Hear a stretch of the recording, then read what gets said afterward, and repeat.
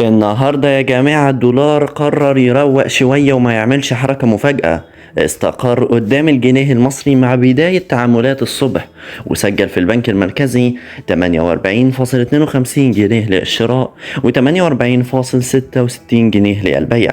يعني باختصار الدولار عامل زي واحد قاعد في الكافيه بيشرب قهوة ومش عايز يتهور النهاردة.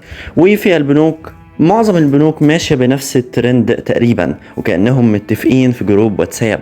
في البنك الأهلي المصري 48.55 جنيه للشراء و48.65 جنيه للبيع. في بنك مصر 48.55 جنيه للشراء و48.65 جنيه للبيع. في بنك الإسكندرية 48.55 جنيه للشراء و48.65 جنيه للبيع.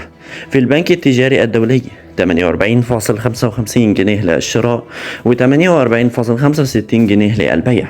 في بنك القاهرة 48.55 جنيه للشراء و48.65 جنيه للبيع. في بنك قناة السويس 48.55 جنيه للشراء و48.65 جنيه للبيع. وفي بنك التعمير وإسكان 48.55 جنيه للشراء و48.65 جنيه للبيع. يعني دول حرفيا كوبي بيست من بعض.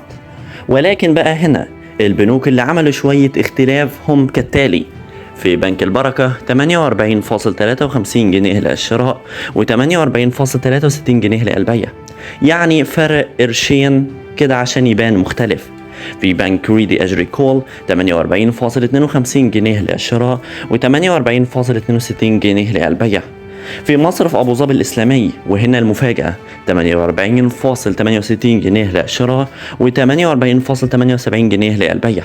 يعني أعلى سعر في السوق البنكي دلوقتي، ولسه محافظ على تقدمه.